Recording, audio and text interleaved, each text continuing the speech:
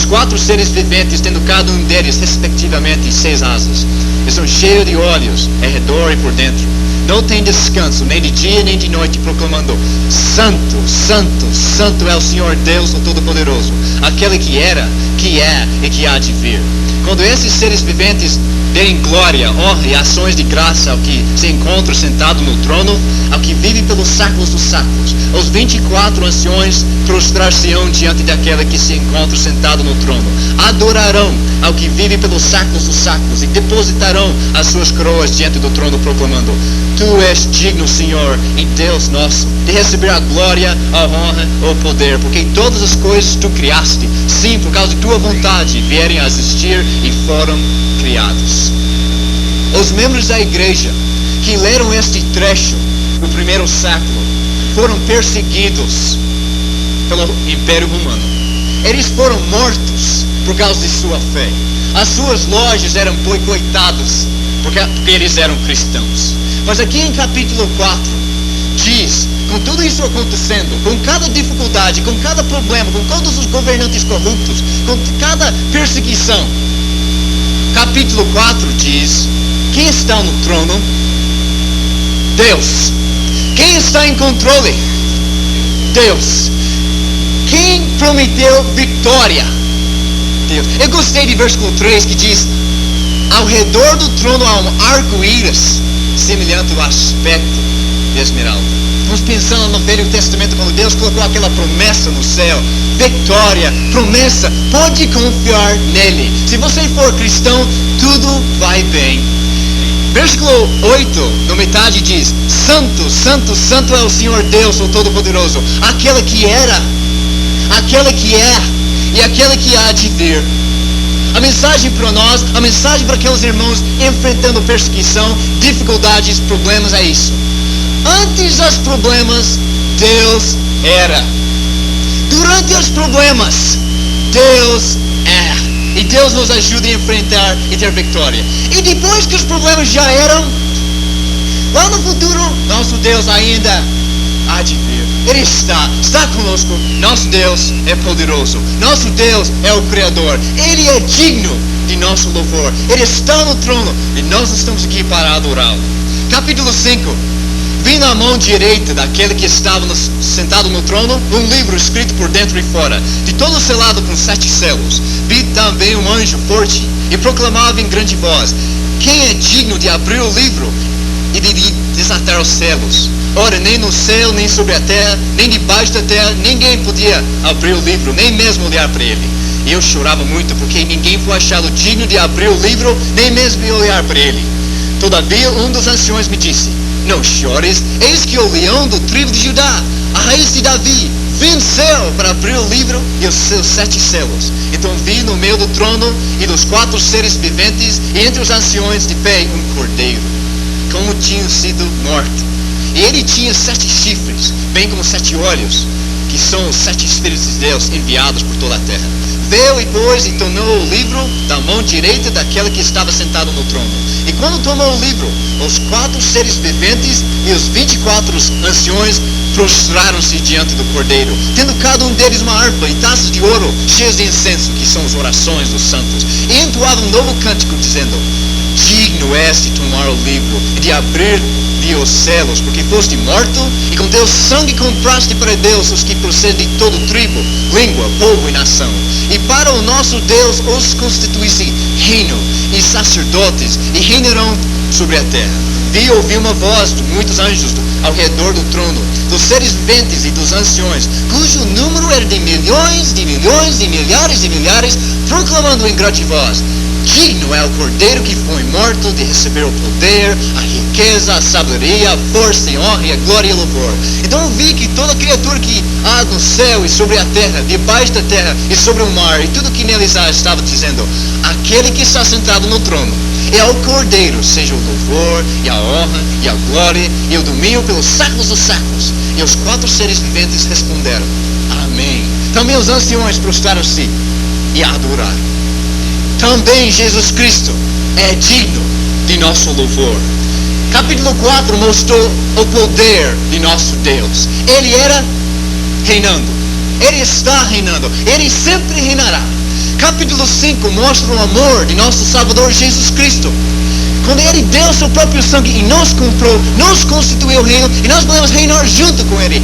Aconteça o que acontecer, não adianta o obstáculo, não importa o problema. Nós temos vitória com Jesus. Versículo 5 diz, Ele é o leão, poderoso. Versículo 5 diz, Ele é o raiz de Davi. Ele é o rei. Versículo 6 diz, Ele é o cordeiro, nosso sacrifício, nossa esperança, nossa certeza de vida eterna. Versículo 13, na metade diz, aquele que está sentado no trono e ao cordeiro, seja o louvor, a honra, a glória e o domínio pelos séculos dos séculos. Nós estamos aqui nesses 2 dias para centralizar nossas mentes no Rei dos Reis, centralizar nossas mentes em Deus, para aprender de Deus, para aprender de Jesus, para adorar e louvar o teu santo nome, porque é por meio deles que nós somos vencedores. Amém? Louvado seja o Senhor. Nosso livro texto é Hebreus. Se vocês abrirem em Hebreus capítulo 1, versículo 1, então vocês podem ir acompanhando a leitura e os pensamentos. Hebreus capítulo 1, verso 1.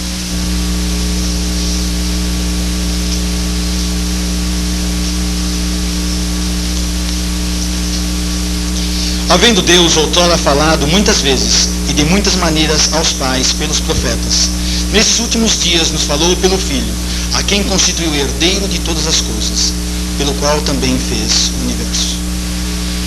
Nós temos que ir como obreiros, porque nós temos que entender que o conjunto de obreiros forma a igreja. E esse conjunto não é digno de estar aqui no mundo, porque não deveria estar aqui. Porque quem se entrega completamente a Jesus e a Deus, merecia estar em outro lugar. Estando aqui com os irmãos, nós ansiamos por estar lá. Ansiamos por estar livres do mundo, porque o mundo não é digno. O mundo não foi preparado para suportar homens que se convertem genuinamente a Jesus Cristo. Deus, então, um Deus é verdadeiro quando Ele fala aos homens diretamente sobre a sua vontade. Esse nosso Deus fala diretamente aos homens sobre a sua vontade. Ele não precisa de nenhum intermediário. Ele falou, Ele trouxe a sua mensagem diretamente a nós. E ao falar aos Hebreus, Ele nos mostra um pouco do passado, do Velho Testamento, e mostrou, se aquilo era bom, hoje em dia está melhor. Se aquilo trazia salvação, hoje em dia genuinamente, a salvação é perfeita. Se aquele povo de Deus tinha Deus no seu coração, hoje a confiança é maior. Mas, por quem vem? Por intermédio de quem vem isso? Vem por intermédio do seu Filho. E nós temos que entender exatamente o que está acontecendo, porque alguma coisa está em jogo. Você alguma vez no seu serviço ou na sua vida passou por momentos em que eram decisivos, sabe? Porque tem alguma coisa que é reversível, não é verdade? Mas alguma coisa não é. Um professor meu dizia que irreversível é ovo cozido. Você já cozinhou um ovo? Tenta voltar ele a não ser mais cozido. Você pode picar ele, mas cozinhou, está cozido. É ovo cozido, é irreversível. A grande salvação nas nossas mãos é alguma coisa muito importante, porque é irreversível. Versículo 3 e versículo 4 dizem: Ele, que é o resplendor da glória e a expressão exata do seu ser, sustentando todas as coisas pela palavra do seu poder, depois de ter feito a purificação dos pecados, assentou-se à direita da majestade nas alturas, tendo se tornado tão superior aos anjos, quanto herdou mais excelente nome que eles. Você vê esse herdeiro especial. Apesar de ser um herdeiro muito especial, e apesar do paralelo que Hebreus faz com o sumo sacerdote, ele tinha uma simplicidade fantástica. Jesus Cristo nos trouxe uma simplicidade fantástica. Alguma coisa que o mundo até hoje não consegue entender como aquilo funciona, como aquilo trabalha. Sabe que aqueles homens se vestiam com roupas muito diferentes, mas por dentro continuavam sendo os mesmos. Jesus usava as mesmas roupas e por dentro era completamente diferente. Ele foi confundido com um estranho. Ele foi confundido com um amigo, um rei, com um profeta, com um rabi, até com um carpinteiro. Mas esse homem que trouxe a vontade de Deus para nós é alguém muito especial. Eu ouvi de relance na Rede Globo um comentário sobre Jesus Cristo. E eles pesquisaram lá os essênios e disseram que Jesus deve ter estudado por uns 20 anos com os essênios. Sabe por quê? Porque é inadmissível que um carpinteiro tenha mudado o mundo. Mas ele de fato aprendeu carpintaria. Nós temos a confiança que ele não frequentou nada além da carpintaria do seu pai e do coração de nosso Deus. Ele tinha essa convivência intensa com o seu pai aqui na terra, na carpintaria, e com o seu pai no céu, por intermédio do Espírito Santo. Por intermédio da sua divindade, ele vivia em contato com Deus. Só isso. Ah, mas é difícil de entender, é difícil de aceitar, sim. Porque os homens se entregam a um Deus diferente, ao Deus cultura, aonde os sábios e entendidos podem se satisfazer com todas as suas ideias e absurdos. Daí brotam coisas fantásticas, daí brotam coisas completamente absurdas e culto a coisas que não tem nada a ver com a vontade de Deus. Daí brotam, então, escravidão e problemas. Jesus, de um passado de escravidão, nos trouxe luz e liberdade. Com ideias simples de Deus, então, ele nos trouxe novas ideias, ideias diferentes, ideias fantásticas. E sabe que os homens se perdem. Os homens se perdem na beleza ou no passar da paisagem. Versículo 5. Pois qual dos anjos disse jamais, a qual dos anjos disse jamais, tu és meu filho, eu hoje te gerei. E outra vez, eu lhe serei pai e ele me será filho. E novamente, ao introduzir o primogênito no mundo, diz, e todos os anjos de Deus o adorem. Ainda, quanto aos anjos diz, aquele que seus anjos faz ventos e seus ministros labaredas de fogo, mas acerca do filho, o teu trono, ó Deus, é para o sempre. E, cetro de equidade, é o cetro do seu reino. Amaste a justiça e odiaste a iniquidade. Por isso Deus, o teu Deus, te ungiu com óleo da alegria, como a nenhum dos teus companheiros. Ainda, no princípio, Senhor, lançaste os fundamentos da terra. E os céus são obras das tuas mãos. Eles perecerão, tu, porém, permaneces. Sim, todos eles envelhecerão qual vestido. Também qual manto os enrolarás, como vestidos serão igualmente mudados. Tu, porém, és o mesmo. E os teus anjos teus anos jamais terão fim. Ora, a qual dos anjos jamais disse, assenta-te à minha direita, até que eu ponha os teus inimigos por estrado dos meus pés? Não, são todos eles espíritos ministradores enviados para serviço a favor dos que hão de herdar a salvação. No passar da nossa vida, ao ver coisas tão belas, às vezes acontece de agirmos como esses homens. Ficaram extasiados com anjos e falavam de anjos para cá, de anjos para lá. Mas anjos eram apenas homens a serviço de Deus, ou criaturas a serviço de Deus. Eles estavam trabalhando a favor de Deus, num trabalho, recebendo ordens, não estavam decidindo por nada. Eles estavam apenas obedecendo à vontade de Deus. Mas Jesus não.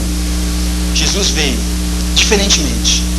Jesus veio de uma forma totalmente completa. Sabe que os anjos, lá em 1 Pedro capítulo 1, versículo 12, eles queriam saber o que estava acontecendo. Eles tinham vontade de entender o que estava acontecendo, mas eles não conseguiam. Jesus entendia. Jesus compreendia. Jesus sabia tudo o que estava acontecendo. Os anjos puderam nos trazer muitas mensagens, mas sabe que só Jesus trouxe a mensagem, e só Jesus trouxe a natureza de Deus. Com Ele, nós temos uma confiança fantástica, uma coisa especial. O que isso nos mostra? Que nós homens temos que entender mais e mais Jesus. Entender mais e mais Jesus, mas nós temos que obedecer muito. Como Ele agia, o que Ele fazia, como é que Ele estava, porque Jesus sempre estava com Deus. Cristo é superior a anjos. Seu poder é grande. Seu nome não tem rivais. Sua posição e função são eternas. Nada parecido com anjos. Com isso, nós podemos saber que nós estamos entrando num jogo pesado. Porque se nosso amparo é desse tamanho, irmãos, é porque o inimigo é muito forte. Se nosso amparo é tão poderoso, é porque o inimigo é poderoso também. Nós não estamos brincando, nós não estamos jogando um jogo amistoso, é para valer. Quando eles entrarem nas suas divididas, é para quebrar a perna, não é para jogar. Não é uma coisa muito simples. Hebreus capítulo 2, versículo 1 diz: por esta razão, importa que nos apeguemos com mais firmeza às verdades ouvidas, para que delas jamais nos desviemos. Por essa razão. Por isso é que nós temos que nos apegar e nos grudar a essa verdade. Nós não podemos soltar, nós não podemos de maneira nenhuma, de momento nenhum, nos desviarmos, porque essa grande salvação precisa disso, pede isso. Sabe que esse desvio, esse momento de desvio, pode ser comparado com um barco que não aportou, não chegou no porto, não conseguiu chegar lá no local que ele deveria chegar. É complicado, porque se ele não chegou lá, só tinha esse porto, não tem outro. Se, pois, se tornou firme a palavra falada por meio de anjos, e toda transgressão e desobediência recebeu o justo castigo, como escaparemos nós, se negligenciarmos tão grande salvação, a qual, tendo sido anunciada inicialmente pelo Senhor, foi-nos depois confirmada pelos que a ouviram, dando Deus testemunho juntamente com eles, por sinais, prodígios e vários milagres, e por distribuição do Espírito Santo, segundo a sua vontade. Como escaparemos nós, se negligenciarmos tão grande salvação? Essa grande salvação não tem muito retorno. Não tem nenhum retorno. É isso que nós temos que entender ao jogar esse jogo. Porque esse Jesus é o resplendor da glória, a expressão exata do ser de Deus. Ele é a vontade exata de Deus. Satanás vai nos trazer uma paisagem bonita, alguns momentos agradáveis, mas só Jesus pode nos deixar ver Deus. E ele é simples, ele é fantasticamente simples, ele é adoravelmente simples, esse Jesus, nosso Cristo. Lá em João, quando Maria Madalena chega no sepulcro, ela vê dois anjos, e ela trava uma pergunta com eles. Aí ele busca Jesus Cristo, e eles perguntam a ela: mulher, por que choras? E ela lhes responde: por que levaram o meu Senhor e não sei onde o puseram? Tendo dito isso, voltou-se para trás e viu Jesus em pé, mas não reconheceu que era Jesus. Perguntou-lhe Jesus: mulher, por que choras? A quem procuras? Ela, supondo ser ele o jardineiro, respondeu: Senhor, tu o tiraste, dize-me onde o puseste e eu o levarei. Disse-lhe Jesus: Maria. Ela, voltando-se, lhe disse em hebraico, Raboni, que quer dizer mestre. Recomendou-lhe Jesus: não me detenhas, porque ainda não subi para o meu Pai, mas vai ter com os meus irmãos. E diz-lhes: subo para o meu Pai e vosso Pai, para o meu Deus e vosso Deus. Jesus subiu e nos apresentou esse Deus, essa grande salvação. Esse homem que ao lado de Maria parecia ser um jardineiro, era o Filho de Deus. Esse homem ao seu lado, que parece não ser nada, é o Filho de Deus. Ele pode te dar salvação, ele pode te entregar nas mãos essa grande salvação. Ele pode te apresentar o seu Pai, para que seja o seu Pai. Ele pode apresentar o seu Deus, para que seja o seu Deus. Louvado seja o Senhor.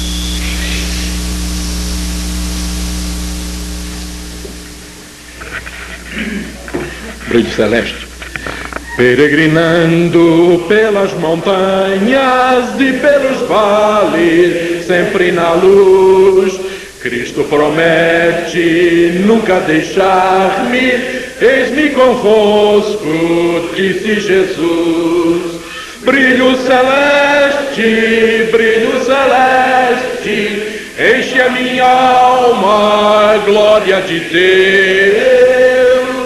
Com aleluia sigo cantando, dando louvores, indo para os céus. Sombras à roda, nuvens em cima, o Salvador não hão de ocultar.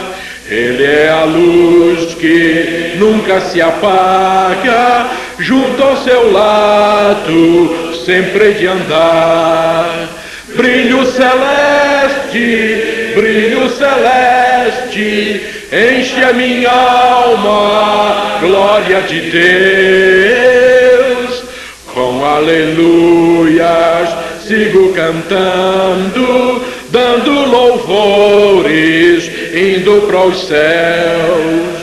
Vão me guiando raios benditos que me conduzem para a mansão. Mais e mais perto, mestre seguindo, dando louvores da salvação. Brilho celeste, enche a minha alma, glória de Deus. Com aleluias sigo cantando, dando louvores, indo para os céus. Amém. Vamos cantar ainda mais perto de Cristo. Meu Senhor, solteu tua voz, ouvi a chamar-me com amor. Mas de ti mais perto eu almejo estar, ó bendito Salvador. Mais perto da tua cruz quero estar, ó Salvador. Mais perto para a tua cruz, leva-me, ó meu Senhor. A seguir-te só me consagro já, constrangido pelo amor. E meu coração bem contente está em servir-te a ti, Senhor. Mais perto da tua cruz quero estar, ó Salvador. Mais perto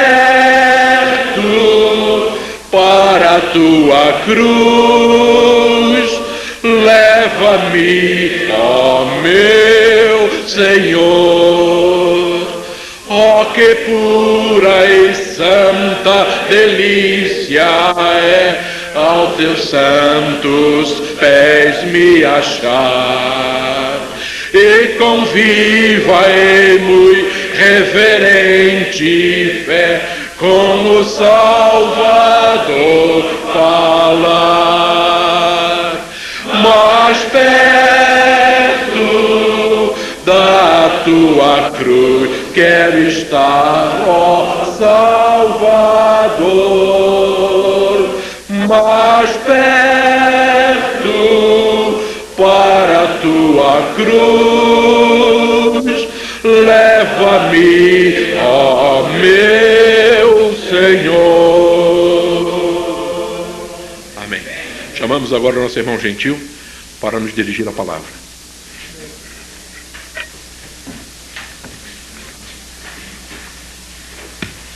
Primeiramente eu agradeço a Deus que nos concede esse momento de estarmos juntos aqui neste local para falarmos a palavra de Deus. Em segundo lugar, eu agradeço os irmãos de Curitiba que lembraram do meu nome, me convidaram para apresentar estas palavras baseadas no livro de Hebreus. Homens dos quais o mundo não é digno. E eu agradeço a Deus por isso, porque eu estou aqui realmente para falar a homens dos quais o mundo não é digno. Amém.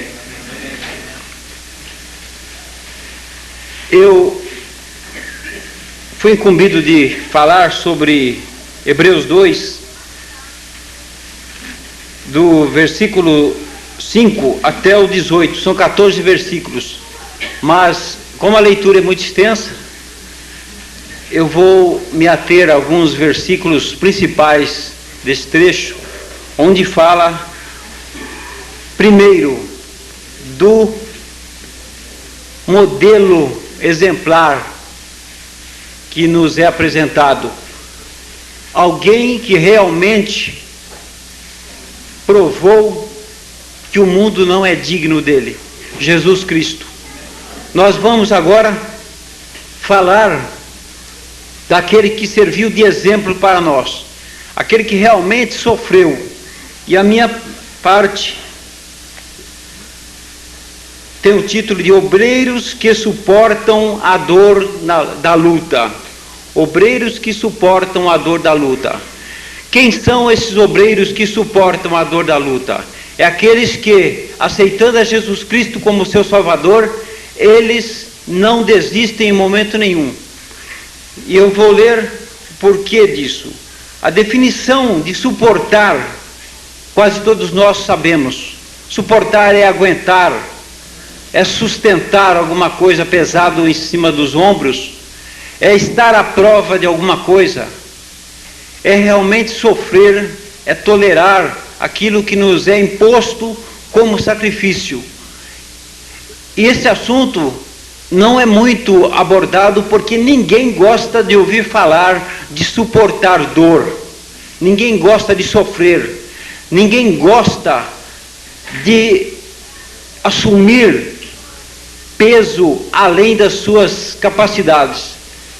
E nós vamos falar aqui de uma pessoa que assumiu isto realmente no nosso lugar. E depois dele nós viemos, e agora nós vamos ver o porquê do exemplo que nós tivemos. Por que nós devemos suportar a dor na luta? Suportar a dor como Jesus suportou. Nenhum homem tem essa capacidade. Por quê? A passagem começa dizendo: pois não foi a anjos que sujeitou o mundo que há de vir, sobre o qual estamos falando. Não foi a anjos que foi dado esta tarefa de sofrer pelos homens. Não foi aos homens que foi dada essa tarefa, porque nenhum homem se sujeitaria a esse sofrimento. Mas foi a Jesus Cristo, nosso Salvador. Ele é que assumiu todas as dificuldades da vida.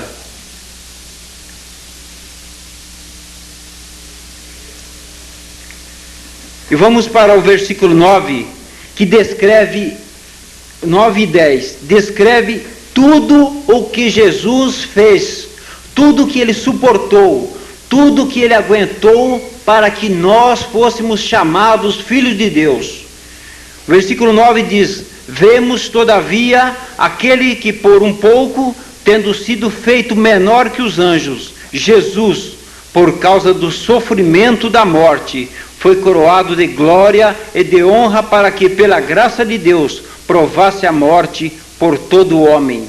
Porque convinha que aquele por cuja causa e por quem todas as coisas existem, conduzindo muitos filhos à glória, aperfeiçoasse por meio de sofrimentos o autor da salvação deles. A obra de Cristo, resumida em algumas palavras.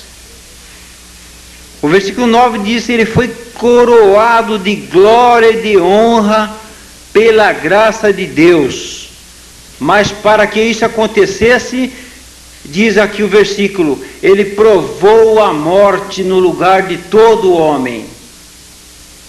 Jesus Cristo assumiu o compromisso para que nós tivéssemos este exemplo. E ele diz no versículo, o escritor diz no versículo 10: e por quem todas as coisas existem, conduzindo muitos filhos à glória. Se Jesus não fosse conduzido à glória por Deus, nós também não tínhamos sido conduzidos à glória como filhos de Deus. E é isso que nós temos que assumir como um modelo de Cristo. O versículo 16 diz: pois ele evidentemente não socorre a anjos, mas socorre a descendência de Abraão.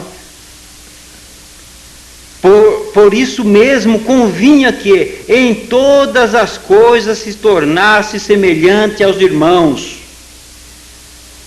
para ser misericordioso e fiel, sumo sacerdote nas coisas referentes a Deus, e para fazer propiciação pelos pecados do povo, pois naquilo que ele mesmo sofreu, tendo sido tentado, é poderoso para socorrer os que são tentados. Jesus Cristo, ele mesmo sofreu em nossos lugares. Por isso nós estamos aqui agradecidos a Deus, porque a luta que nós enfrentamos não é essa luta. A dor que nós sofremos, a dor que nós às vezes enfrentamos, não é nem um pouquinho essa dor que Jesus Cristo sofreu. Nós tivemos oportunidade há poucos dias de estudar lá na 9 de julho o livro de Zacarias, e lembramos de uma passagem em que Jesus quase teve as suas pernas quebradas no momento do sacrifício.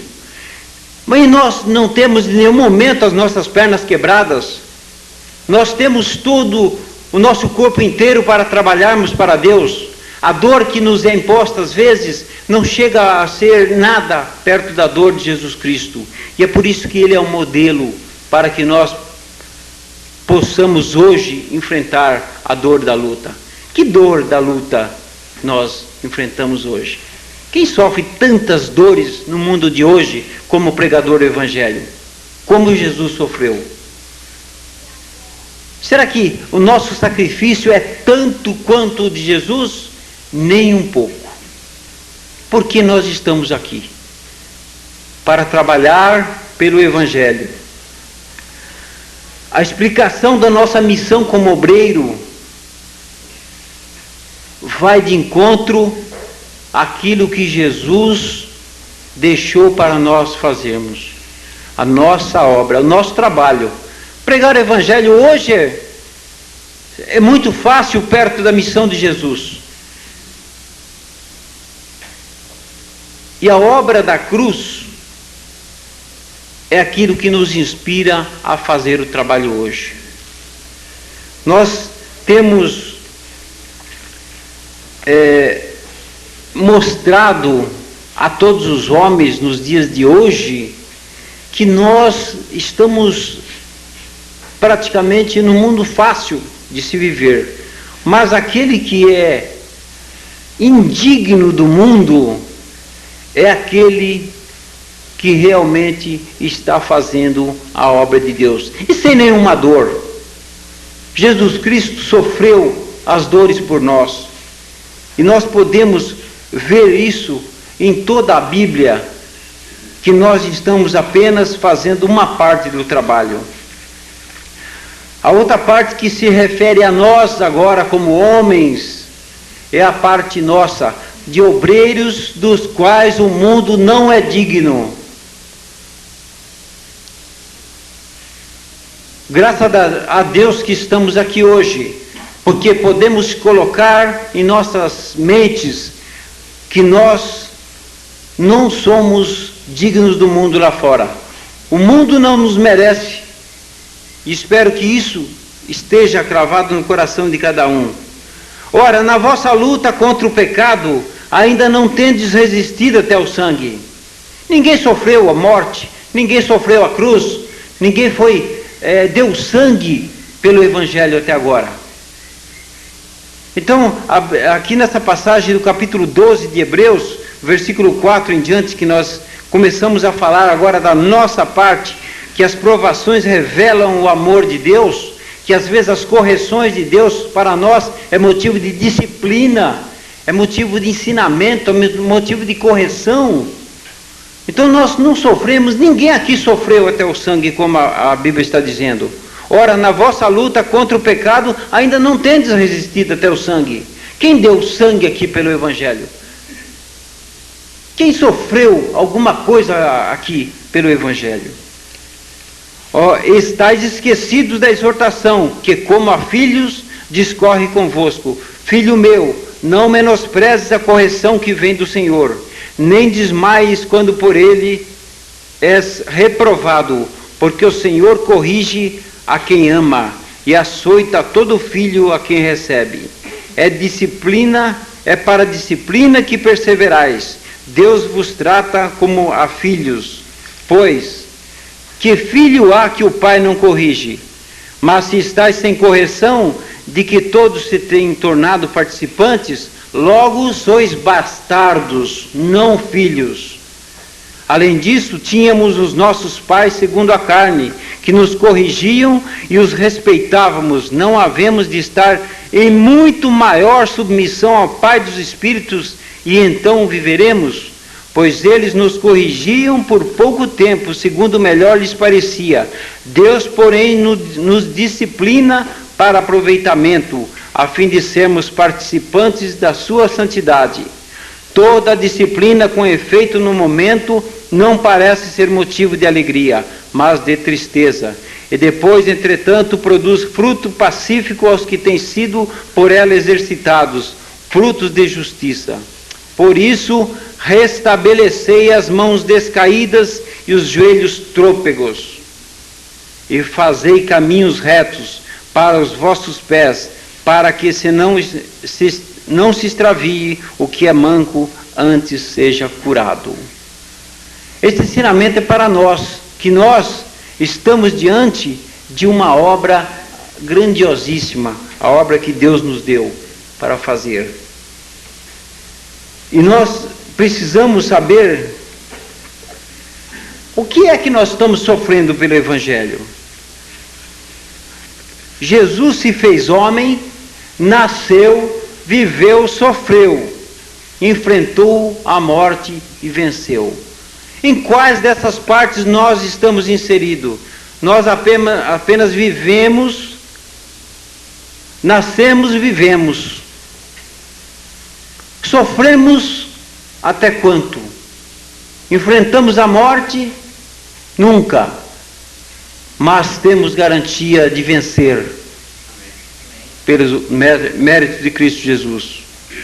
A nossa parte, o que estamos fazendo em troca dessa obra maravilhosa que Jesus fez por nós?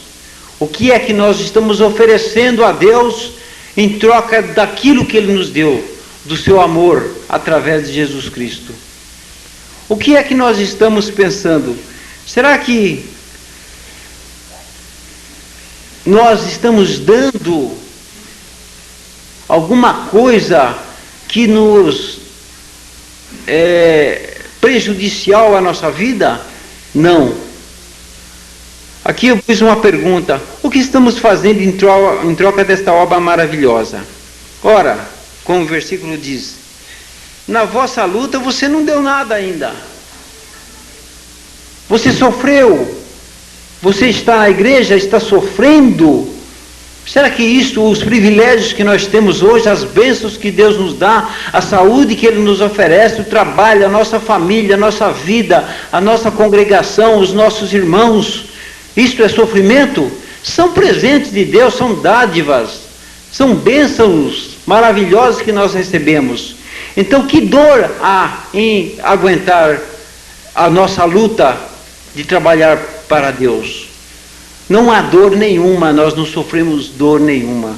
Obreiros dos quais o mundo não é digno, e obreiros que suportam a dor da luta. Suportar a dor da luta. Que dor nós suportamos pela luta? Nós não estamos sofrendo dores nenhuma. Eu acho que não. Hoje em dia é muito mais fácil trabalhar do que aqueles mártires do primeiro século que morriam pela causa. E ainda muita gente acha difícil o trabalho de ser cristão, acha pesado, acha trabalhoso, acha penoso, e ainda não sofreu nada por isso. Muitos que começaram a carreira como evangelistas, como missionários na igreja, pelo menos aqui no Brasil, hoje nós vemos que muitos deles desistiram pelo meio do caminho. Muitos deles abandonaram a Cristo, muitos deles abandonaram as congregações, muitos deles hoje não estão mais no rebanho de Deus, porque não suportaram a dor da luta. Muitos nem fazem, nem ajudam a fazer. Qualquer obstáculo é motivo de desânimo. Qualquer barreira é motivo de fraqueza espiritual. Qualquer dificuldade que se aparece à frente, para. Qualquer tropeço que se aparece à frente, tropeça, cai e ali fica.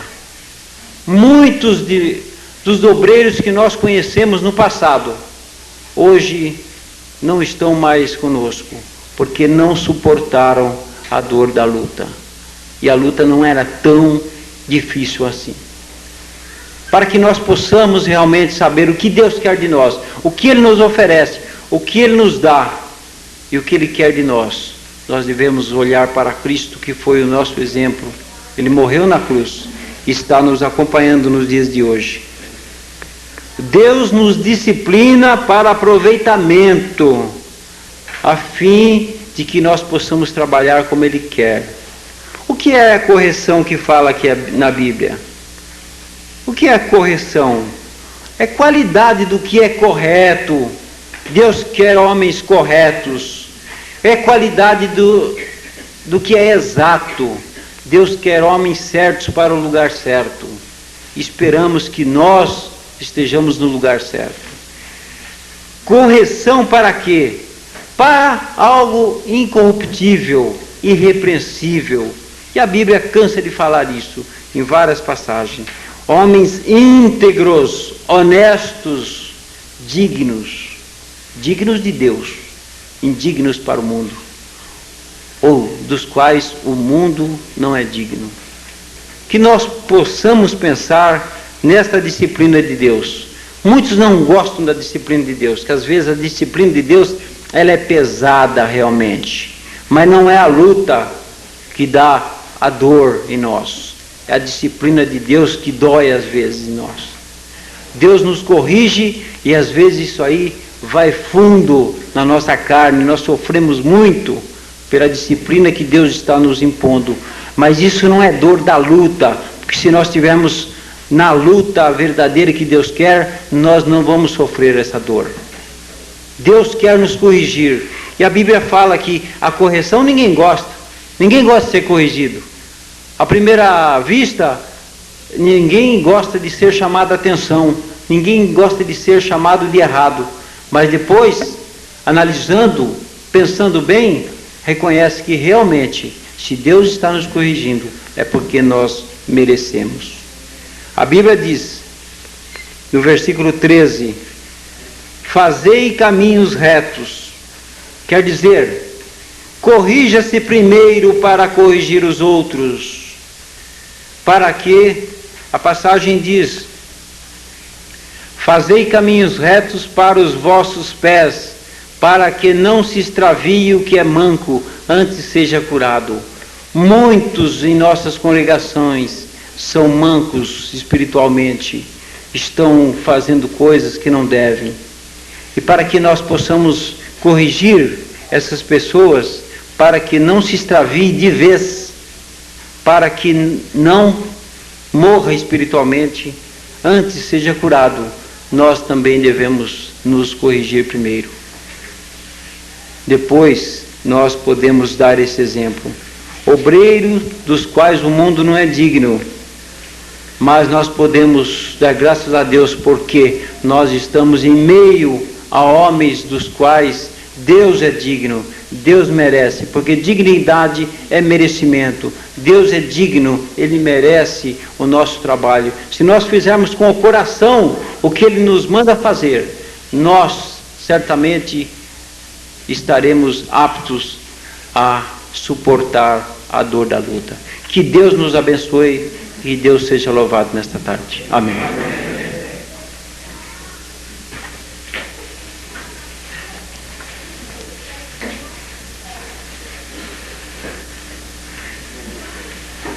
Essa declaração de amor, nós vamos cantar agora. Eu venho dizer, ó meu Salvador,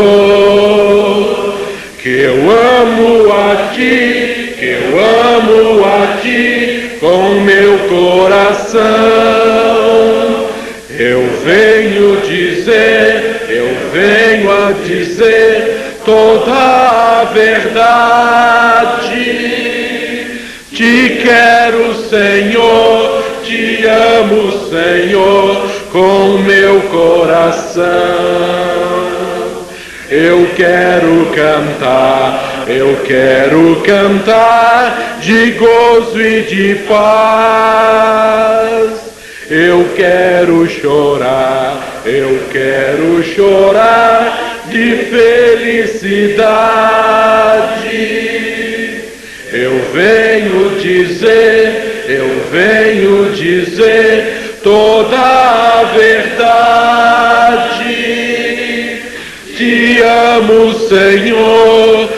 amo, Senhor, com meu coração.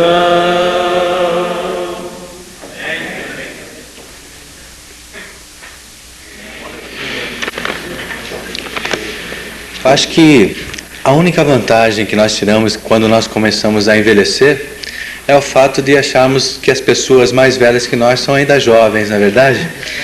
Então eu quero apresentar para vocês um jovem ainda de 41 anos. Foi convertido em 1969 na cidade de Ribeirão Preto, estado de São Paulo, e atualmente ele está em Mococa, mas auxiliando também a congregação de São João. Essa pessoa já está há 25 anos envolvida no trabalho cristão, no trabalho de evangelismo, e é o Paulo Botaro.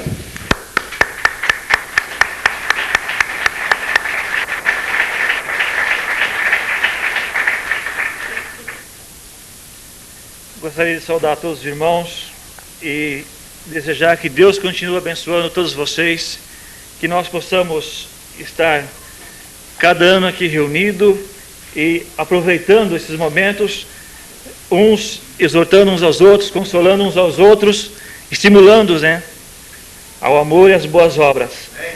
É um prazer muito grande estar aqui, irmãos, é uma alegria poder falar para vocês sobre homens dos quais o mundo não é digno.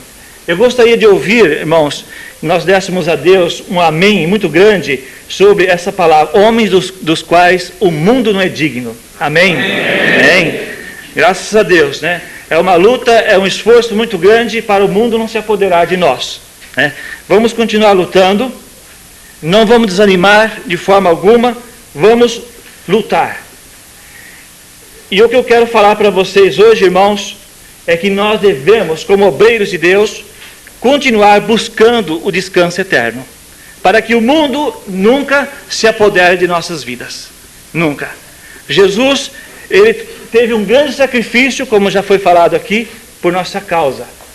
Um sacrifício que nós não podemos, de forma alguma, não podemos nem pensar. Fomos comprados com o seu sangue, então, irmãos, que nós lutemos, fiquemos firmes em busca do descanso eterno que ele tem para nós. O trecho que nós temos aqui é Hebreus, capítulo 3, versículo 7, e o capítulo 4, do versículo 1 ao 11. Esse é o tema, obreiros que buscam o descanso de Deus. Nesse trecho, irmão, nós vamos encontrar o autor do livro de Hebreus. O autor do livro de Hebreus, ele usa o exemplo do povo de Israel. Ele usa o erro que Israel cometeu para aplicarmos no cristianismo, para que nós não caiamos no mesmo erro que Israel cometeu. E erraram, e não entraram no descanso eterno. Eu não sei se eu posso dizer, mas parece que foi uma bênção os erros que os israelitas cometeram. Porque o autor de Hebreus, nesse trecho, ele cita 5 exemplos de erros, 5 exemplos de erros que os judeus cometeram. E por isso não entraram na terra prometida. Nós precisamos ter isso como um espelho na nossa frente. Os erros que eles cometeram, que nós não cometamos. Que nós não imitamos, porque eles não entraram. Nós precisamos aproveitar, irmãos, essa oportunidade que nós temos aqui hoje, irmãos do Brasil inteiro, e nos se edificarmos nisso. Não usar os erros dos israelitas. Nós temos isso como um espelho na nossa frente.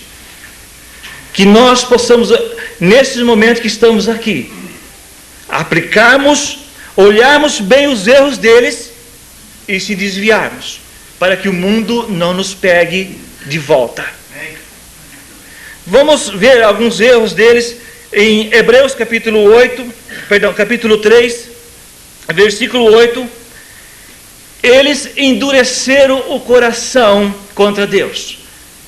No versículo 15, novamente, o autor repete: eles endureceram os seus corações contra Deus. E no capítulo 4, agora versículo 7, novamente o autor repete: os israelitas endureceram os seus corações a todas as coisas de Deus. Eles fecharam o coração. Fecharam e não ouviram e nem pelo menos procuraram ver todas as coisas que Deus havia feito por eles. 3 vezes o autor de Hebreus repete: os judeus endureceram os seus corações. Depois, capítulo 4, versículo 6. Eles foram desobedientes a Deus. Os judeus desobedeceram todos os mandamentos de Deus. Foram desobedientes, cometeram desobediências tais que eles não entraram no descanso de Deus e nem na terra prometida. Capítulo 3 e versículo 16, eles se rebelaram contra Deus. O propósito que Deus tinha a eles se rebelaram, foi contra. Deus queria, através de Moisés, que eles conhecessem a terra prometida e lá recebessem, e eles se rebelaram contra Deus. Foram rebeldes contra Deus, as ordens dos mandamentos de Deus. E por isso eles não entraram na terra prometida e nem no descanso de Deus. E capítulo 3 e versículo 19, eles foram incrédulos. Incrédulos contra tudo aquilo que Deus havia feito. Veja o versículo 10. Capítulo 3, versículo 10.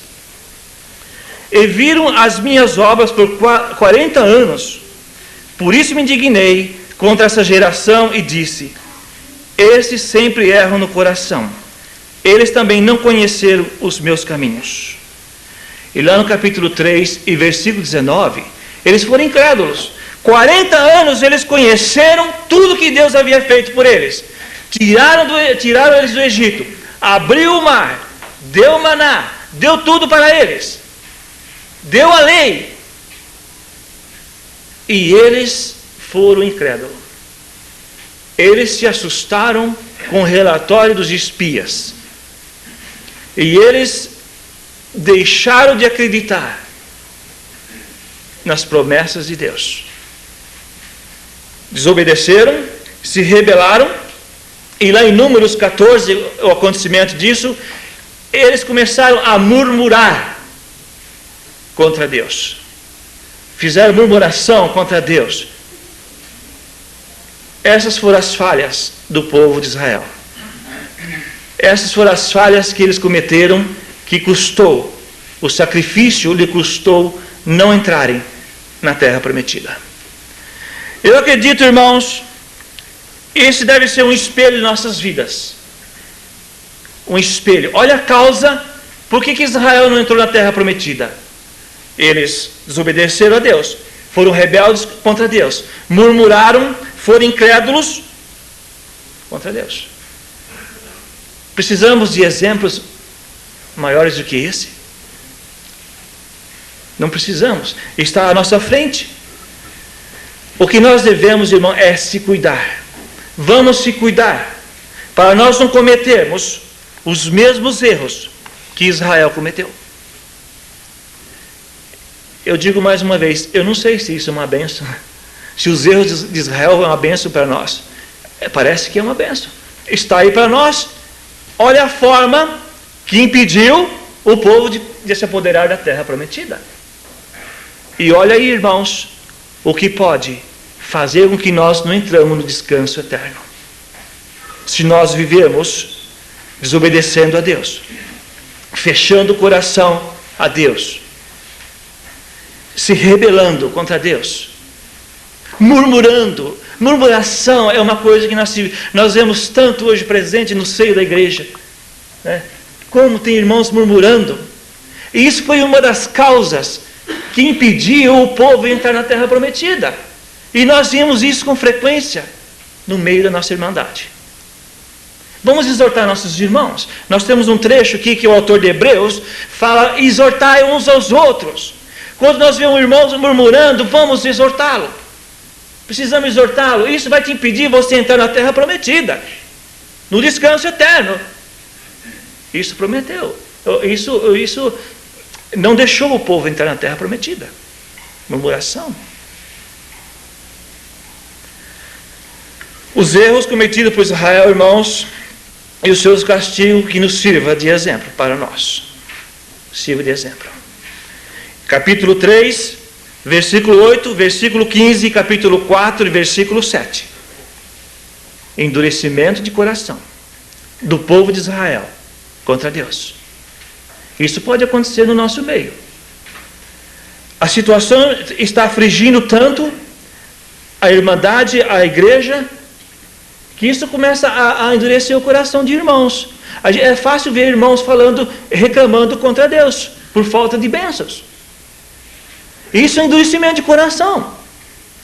Quando nós não aceitamos os sofrimentos, as perseguições, todos os problemas, isso é fechar o coração a Deus. Precisamos tirar isso do nosso meio, porque isso foi uma das causas que não deixou com que o povo de Israel entrasse na terra prometida. Eu não acho que existe exemplo melhor do que esse. O endurecimento do coração do povo de Israel contra Deus custou-lhe perder o descanso eterno. E vai custar a nós também, se nós endurecermos o nosso coração a Deus. Capítulo 3, versículo 12. O autor de Hebreus diz assim: tendo cuidado, irmãos, tende cuidado, irmãos, jamais aconteça haver em qualquer de vós perverso coração de incredulidade, que vos afaste do Deus vivo. O autor disse aos irmãos, esses irmãos eram judeus convertidos ao cristianismo, ele disse: tende cuidado. Jamais haver em qualquer um de vós um coração perverso, incrédulo, que vos afaste do Deus vivo. Uma exortação do autor de Hebreus: tende cuidado, irmãos. Se ele está dizendo isso, nós também precisamos ter esse cuidado. Nós precisamos ter cuidado, para que o nosso coração não seja perverso contra Deus. E nós deixamos de acreditar nas suas promessas. Que ele disse em Mateus 6,33, 1 Pedro 5 e 7, várias promessas que ele vai cuidar de nós, que ele vai fazer tudo por nós, vai nos proteger, vai nos dar a vida eterna. Cuidado, irmãos. Aqueles irmãos estavam entrando nesse problema. Eles estavam tendo o coração perverso, que estava fazendo com que o coração ficasse incrédulo contra Deus, deixasse de acreditar nas promessas de Deus. Capítulo 3, versículo 12, irmãos. Vamos ler para nossos irmãos da congregação, nossas congregações. Vamos exortá-los. Cuidado com o coração. Nós estamos vivendo numa época de crise difícil, que o Satanás, ele pode pegar isso, essa é uma arma poderosa dele, para que nossos corações sejam incrédulos e perversos contra Deus. Por isso, tende cuidado. Vamos tomar cuidado. Vamos sondar nossos corações, para ver se ele não está ficando incrédulo contra Deus, contra suas promessas, e viver murmurando de irmãos para com irmãos. Versículo 13, o autor disse: pelo contrário, exortai-vos mutuamente, a cada dia durante o tempo que se chama hoje, a fim de que nenhum de vós seja endurecido pelo engano do pecado.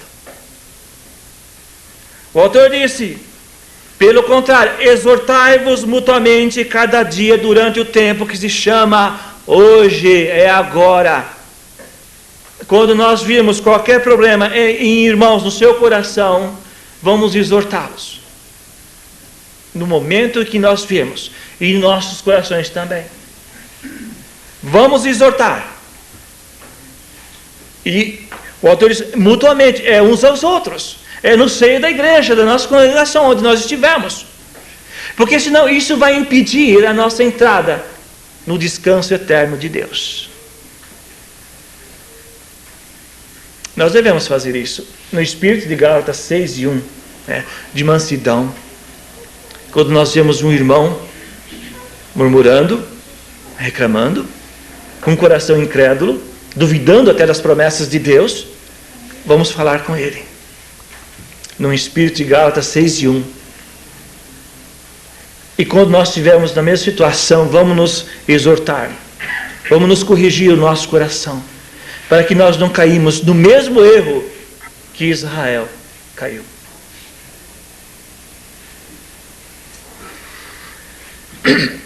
Capítulo 4, versículo 1, ele volta novamente a exortar. Ele diz, temamos, portanto, que sendo nos deixada a promessa de entrar no descanso de Deus, suceda parecer que algum de vós tenha falhado.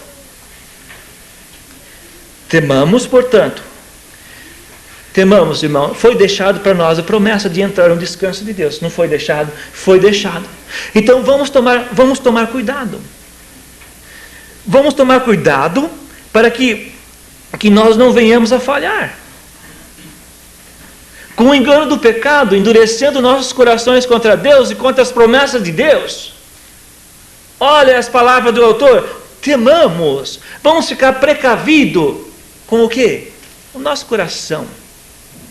Vamos cuidar bem dele, para que ele não se endureça e não fique incrédulo e nem rebelde contra Deus. Temamos, portanto, essa é a palavra de exortação, mais uma palavra de exortação do autor de Hebreus nesse trecho. Vamos ficar precavidos, irmãos. Vamos vigiar nossas vidas. Vamos olhar para as vidas dos nossos irmãos, não vamos deixar que eles caiam, como o povo de Israel caiu, e nós também. Versículo 11, capítulo 4, versículo 11. Mais uma vez o autor de Hebreus nos exorta dessa forma: esforcemo-nos por entrar naquele descanso. Quer dizer que não é fácil, né? Não é como ir ao cinema, não é como ir à exposição ou qualquer passeio. Não é. O autor disse,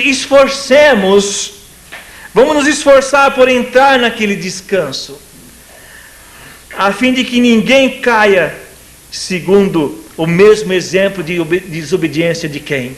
De Israel, né? Vamos usar o exemplo de Israel, irmãos. Eles não se esforçaram. Deixaram ser tomado o coração pela murmuração, pela rebeldia, pela incredulidade. E o autor disse, irmãos, não é assim. Nós precisamos se esforçar por entrar naquele descanso. Israel não se esforçaram. Não fizeram nada. Rebelaram-se contra Deus. Se nós queremos entrar no descanso, irmãos, custa esforço. Custa nossos sacrifícios vivos, né? Vai ser o tema de Campinas. Sacrifícios vivos. O sacrifício dos judeus era morto, os nossos não são vivos. Custa a nossa vida, custa renegar toda a nossa vida em busca do descanso de Deus. Nós precisamos tomar providências contra nossas vidas, para que nós entremos naquele descanso eterno que Deus tem nos preparado. É a promessa dele para nós. É a promessa. Tem um descanso. E custa o nosso esforço, irmãos. A nossa luta. Para que nós continuemos homens que o mundo não seja digno de nossas vidas. Que o mundo não entre em nossas vidas. Que não faça parte de nós. Mas que Deus, Jesus Cristo, seja o centro de nossas vidas, né? Nosso esforço, nossa dedicação. O descanso eterno de Deus é uma promessa de Deus, irmão, para mim e para você. Existe o descanso eterno de Deus. Várias passagens nós vamos encontrar. Mas como nós estamos aqui no contexto e com um tempinho, né, irmãos, tão curtinho, não podemos entrar em todas as passagens do descanso eterno. Mas veja capítulo 4, versículo 1. Temamos, portanto, que sendo deixada a promessa de entrar no descanso de Deus. Nós temos uma promessa, foi dada para nós, que nós podemos entrar no descanso eterno de Deus. Como? Se esforçando, tomando cuidado, temendo. Nós podemos entrar no descanso de Deus. A promessa existe.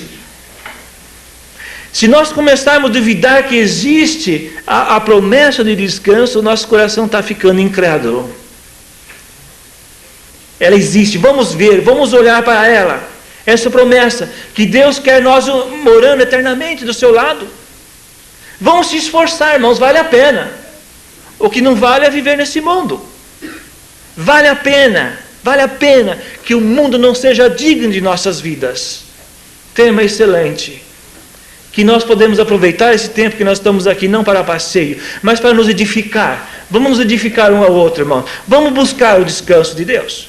Vamos buscar. Para isso foi nos dado a fé. Capítulo 4, versículo 3. Nós, porém, que cremos, entramos no descanso. Foi nos dado a fé. E nós podemos entrar no descanso de Deus. O que vamos fazer então, irmãos? Vamos nos exortar um ao outro. Vamos edificar um ao outro. Vamos entrar no descanso. Vamos aproveitar essa oportunidade que nós temos. Irmãos do Brasil inteiro aqui. Não vamos deixar sair daqui vazio. Vamos levar para a nossa congregação, irmãos, vamos entrar no descanso de Deus. Vamos nos dar as mãos. Vamos entrar no descanso de Deus, porque Ele existe. É uma promessa.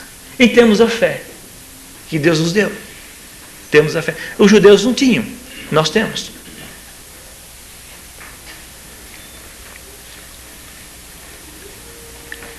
É uma questão de esforço para nós entrarmos no descanso de Deus, irmãos.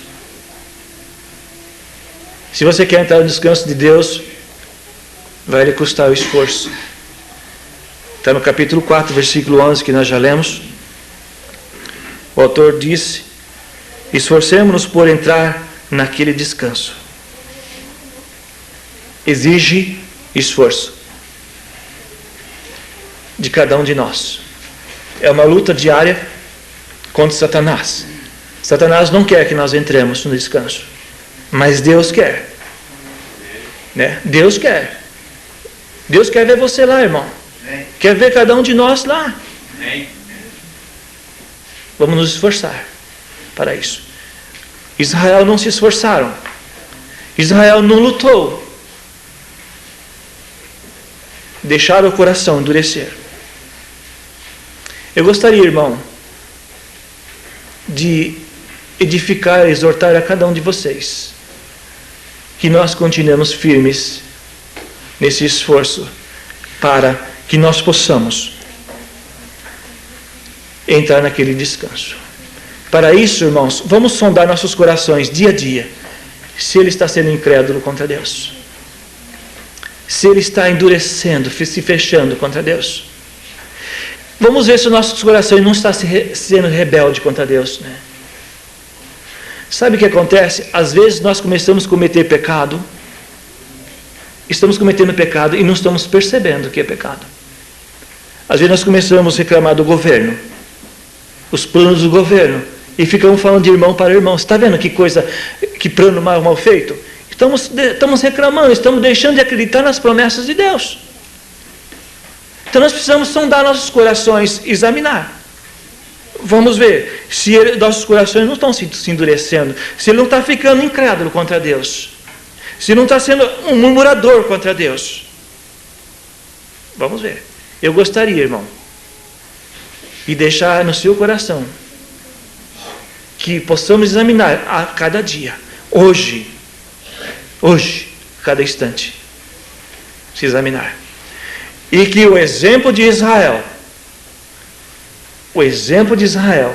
esteja na nossa presença sempre como um espelho. Eles se rebelaram, se endureceram o coração contra Deus, murmuraram contra Deus, e eles não entraram na terra prometida e nem no descanso de Deus. Gostaria que nós orássemos para que nós possamos continuar firme nesse esforço de se apoderar do descanso de Deus. Nós te damos graças, Pai, por esse momento. Um grande privilégio que nós tivemos, ó Pai, de juntos estudar a Tua Palavra. E que nós, ó Pai, podemos, nesse momento, nos exortar a nós e uns aos outros. Que nós possamos ficar firmes, ó Pai, nessa luta contra esse mundo de Satanás. Ó Pai, que nós possamos se apoderar do Teu reino para sempre, ó Pai. Que nós possamos descansar eternamente do Teu lado, ó Pai, te servir e louvar o nome santo do Senhor.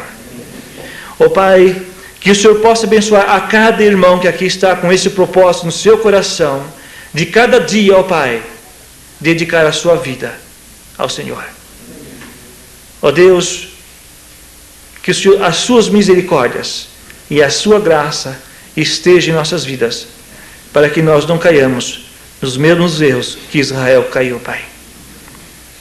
Que nós possamos, ó Pai, nos corrigir a cada instante.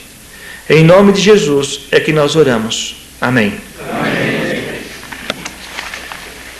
Eu invoco meu Senhor, digno é ser louvado, é ser louvado, exaltado dos inimigos, Senhor, vive, bendito seja a rocha, exaltado seja o nome do meu Salvador, Senhor, vive, bendito seja a rocha, exaltado seja o nome do meu Salvador. Deus não, Senhor, Deus não, Senhor, quem é nosso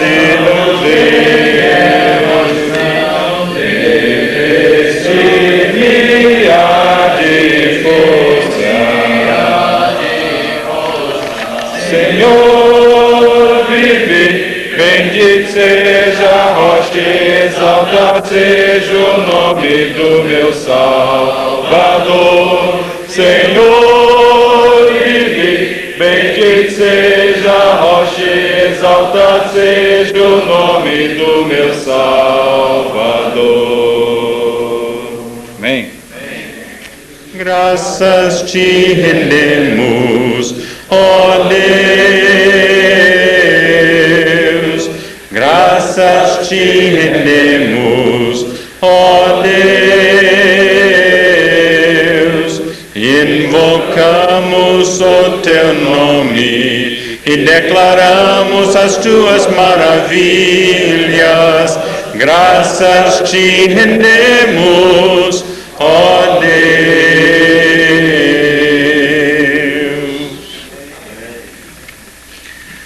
Senhor, tu tens sido o nosso refúgio de geração em geração. Senhor, tu tens sido o nosso refúgio, de geração em geração. Antes que os montes nascessem e se formassem a terra e o mundo, de eternidade a eternidade, tu és Deus. De eternidade a eternidade, tu és Deus. Senhor, tu tens sido o nosso refúgio, de geração em geração. Senhor, tu tens sido o nosso refúgio, de geração em geração. Antes que os montes nascessem e se formassem a terra e o mundo, de eternidade a eternidade, tu és Deus. De eternidade a eternidade, tu és Deus.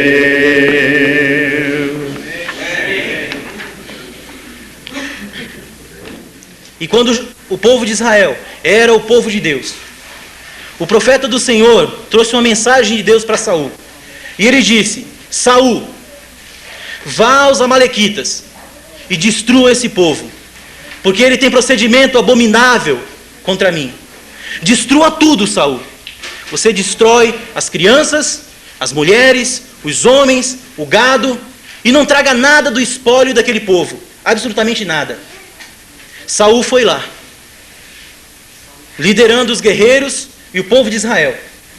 Quando Saul voltou, no caminho de volta à cidade, o profeta de Deus se encontrou com ele.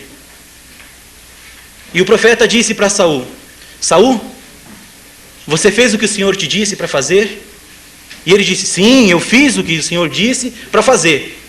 Então, Saul, que bramido de bois, de ovelhas, que símbolos de sinos são esses que ouço? Ah, o povo chegou lá e pegou do melhor que tinha, os melhores bois, os melhores carneiros, as melhores ovelhas, o melhor do ouro, o melhor da prata, e trouxe para ofertar e sacrificar ao Senhor teu Deus. E o profeta disse: não foi isso que Deus disse, Saul. Hoje em diante, teus dias estão contados, e não mais serás rei em Israel. E sabe o que o profeta disse mais? César, por favor, você pode ler? Porém Samuel disse: tem porventura o Senhor tanto prazer em holocausto e sacrifício, quanto em que se obedeça a sua palavra? Tem porventura... Eis que o obedecer é melhor do que o sacrificar, e o atender melhor do que a gorduras e carnes. Tem o Senhor, porventura, prazer em sacrifício, Saul. Mas o que Deus quer é que lhe obedeça a palavra. Amém. Meus irmãos, eu estou falando aqui para um monte de obreiros. É o que Deus conta. Pelo menos eu sei que há muitos outros que não puderam vir até aqui. Mas nós que estamos aqui, nós somos o que Deus conta como obreiros aqui no Brasil. Nós temos uma grande função que foi nos dada pelo nosso grande e poderoso Deus. Agora, meus irmãos, muitos de nós, mas muitos de nós mesmos, às vezes pensamos que nós estamos dando o melhor de nós para Deus. E nem sempre o melhor é o melhor que Deus quer. Sabe por quê? Porque aqueles bois eram o melhor para o povo, mas não era para Deus. Então, meus irmãos obreiros, é muito bom ser obreiro. É muito bom servir a Deus, sentir o poder dele vibrando dentro de nós e poder evangelizar essa nação tão grande. Mas há um custo, há um preço a ser pago. Aqui nessa sala hoje, existem pessoas que têm mais cabelo que eu, menos cabelo que eu. Existem pessoas que têm mais idade que eu, menos idade que eu. São mais gordos do que eu e mais magros do que eu. Existem pessoas aqui que talvez estejam almejando ser um ministro da palavra. Pessoas que estejam almejando ministérios para a sua vida. Serem evangelistas, presbíteros, diáconos, professores, mestres. Talvez tenhamos jovens aqui sonhando em estar servindo no ministério dentro da sua congregação de maneira mais direta. Não que quem não esteja servindo de maneira mais direta não está servindo. Todos nós somos obreiros. Mas há irmãos aqui que têm dons, que têm sonhos e que querem dedicar muito mais de si e do seu talento para Deus. Mas há um preço. Há recompensas também, mas há um preço. Querem saber o preço? Abram suas Bíblias, por favor. No livro de Filipenses, capítulo 2, versículos 5 a 9. Filipenses capítulo 2, 5 a 9.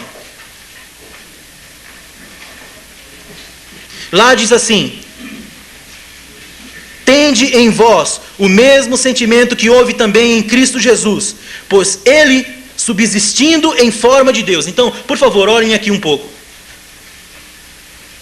Tende em vós, obreiros de Deus, o mesmo sentimento que houve também em Cristo. Que sentimento é esse? Primeiro, ele... Volta lá. Ele subsistindo em forma de Deus. Olha aqui então. Ele subsistindo em forma de Deus. Lá em cima, não é? Não julgou com usurpação o ser igual a Deus. Abaixa um pouco. Antes, a si mesmo se esvaziou, assumindo a forma de servo. Abaixa um pouco mais. Tomando em semelhança de homens. Abaixa um pouco mais, homens. E reconhecido em figura humana, a si mesmo se humilhou, esvazia um pouco mais, tornando-se obediente até a morte, um pouco mais. E que tipo de morte? Morte de cruz. De cruz. A mais terrível de todas. Você está disposto, obreiro de Deus, a ter o mesmo sentimento que teve também no nosso Senhor? Amém. Um irmão em Campinas, há alguns anos atrás, contou algo que eu achei importantíssimo. Ele disse que ele viu numa dessas frases de caminhão, escrito nas rabeiras do caminhão, que dizia assim: todo homem quer ser rei, todo rei quer ser poderoso, todo poderoso quer ser Deus, mas só Deus quis ser homem. Está disposto a pagar o preço, obreiro de Deus? Não é fácil não. Não é fácil não. Mas nós temos um caminho para seguir, graças a Deus. Graças a Deus nós vivemos pós Jesus Cristo, não é? A vida dele aqui. Nós temos um modelo a seguir. E no livro de Hebreus, capítulo 5, versículos 7 a 9. Abra por favor lá agora, em Hebreus, capítulo 5, versículos de 7 a 9. Diz assim: ele, Jesus, nos dias da sua carne, tendo oferecido com forte clamor e lágrimas, orações e súplicas a quem o poderia livrar da morte, e tendo sido ouvido por causa da sua piedade, embora sendo filho, aprendeu a obediência pelas coisas que sofreu. E tendo sido aperfeiçoado, tornou-se autor da salvação eterna para todos os que lhe obedecem, tendo sido nomeado por Deus sumo sacerdote, segundo a ordem de Melquisedeque. Nós temos um modelo. Eu estou falando sobre o obreiro que dá ouvidos à palavra de Deus. E para mim isso é obediência. O obreiro que dá ouvidos à palavra de Deus. Saul pagou um preço caro por não obedecer. Jesus Cristo pagou um preço caro por obedecer. Mas qual é a recompensa? Ele se tornou autor da salvação, não só minha e sua, mas do Brasil inteiro. Nós somos portadores dessa mensagem, meus irmãos obreiros. Nós somos os portadores. Agora, para nós começarmos a obedecer a palavra de Deus, a sermos servos que ouvem, que dão ouvidos à palavra de Deus, é preciso antes aprender a obedecer. E sabe, vocês que, irmãos que têm filhos, eu tenho uma filhinha de 3 anos, como é difícil aprender a obedecer, não é? Como é difícil as crianças obedecerem. E sabe que a comparação que Deus usa para os novos cristãos é como uma criança. Como é difícil obedecer. Não é fácil. Não pense que todos nós aqui somos experts em obediência, em ouvir a palavra de Deus. Nós temos que estar constantemente nos ajudando. É por isso, é esse um dos motivos que Deus instituiu a igreja. Porque Ele conta com a ajuda de um obreiro, com outro, para ambos juntos conseguirmos obedecer. Porque não é fácil. Você sabe lá, no seu trabalho, na sua casa, vendo as pessoas passando na rua, as tentações da televisão, o consumismo, os seus desejos. Você sabe como é difícil, não é? Obedecer? É muito difícil. Mas não é impossível. Não é impossível.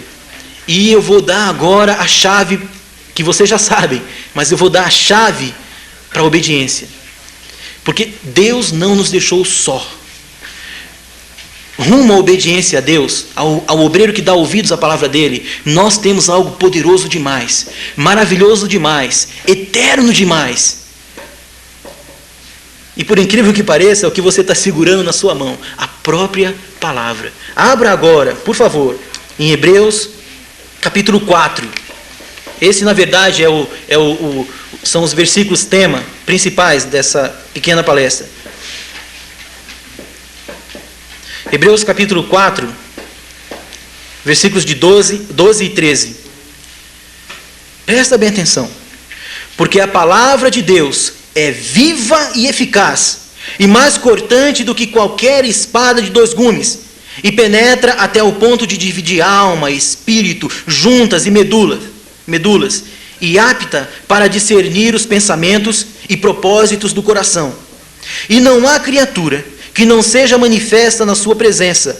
Pelo contrário, todas as coisas estão descobertas e patentes aos olhos daquele a quem temos de prestar conta. Eu e você hoje, obreiros de Deus, para evangelizarmos o Brasil, o mundo, nós contamos com algo poderoso para nos ajudar a obedecer a palavra de Deus, a própria palavra. Olha, é difícil, mas há uma chave. A palavra de Deus é viva e eficaz. Ela pode cortar e tirar de você, meu irmão, e de mim, tudo que vem atrapalhar a gente na missão de obedecer a Deus. Dê ouvidos à palavra de Deus, e ela vai fazer a função dela na sua vida. Ela vai cortar as coisas que impedem você de servir a Deus melhor. Eu já ouvi pessoas dizerem, no Brasil e no mundo, faltam homens como Paulo, faltam homens como Apolo, homens como Pedro, grandes pregadores, pessoas que podem ser poderosas. Eu não acredito nisso, não. Eu estou diante de homens que Deus tem movido, transformado a vida deles. Eu acredito que nós temos que ouvir mais a palavra de Deus. E para isso, é só deixar a própria palavra fazer o papel dela. Cirurgia na nossa vida. Ela vai tirar tudo que não presta de nós. E nós vamos estar limpos para servir a Deus. Eu tenho certeza que o apóstolo Paulo entendeu isso muito bem. E ele escreveu, você é meu irmão jovem, né? Eu ainda me considero bem jovem. Você que está sonhando com o ministério, né? Eu sei que tem muitos jovens que vêm no Enoque e são motivados a vir porque eles querem servir Deus melhor. E eu sei que muitos dos homens que estão aqui querem ver como está a situação da igreja no Brasil e se sentirem animados por ver outros irmãos que são companheiros de luta, que são obreiros. O apóstolo Paulo sabia tão bem disso, que ele escreveu as seguintes palavras para Timóteo. Ele disse o seguinte: ninguém despreze a tua mocidade, pelo contrário, torna-te padrão dos fiéis, na palavra, no procedimento, no amor, na fé, na pureza. Até a minha chegada, aplica-te à leitura, à exortação e ao ensino. Não te faças negligente com o dom que há em ti, o qual te foi concedido mediante profecia, com a imposição das mãos do presbitério. Timóteo, medita estas coisas e nelas sê diligente, para que o teu progresso a todos seja manifesto. Tem cuidado de ti mesmo, Timóteo, e da doutrina, da palavra. Né? Continua nestes deveres, porque fazendo assim, olha a recompensa, meus irmãos obreiros, salvarás tanto a ti mesmo, como aos teus ouvintes. Se me permitem, eu não quero alterar a Bíblia, mas eu quero terminar esse versículo dizendo: salvarás tanto a ti mesmo, como também a todos os brasileiros que se encontram na sua cidade e qualquer irmão de qualquer nação. Vale a pena dar ouvido à palavra de Deus, porque não somos nós não vamos sozinhos para o céu, nós vamos levar todo mundo que está ao nosso redor. Que Deus seja louvado. Amém. Eu invoco meu Senhor, digno é ser louvado, é ser louvado, serei salvo dos inimigos, Senhor, bendito seja a rocha, exaltado seja o nome do meu Salvador. Senhor, bendito seja a rocha, exaltado seja o nome do meu Salvador. Quem é Deus, não Senhor?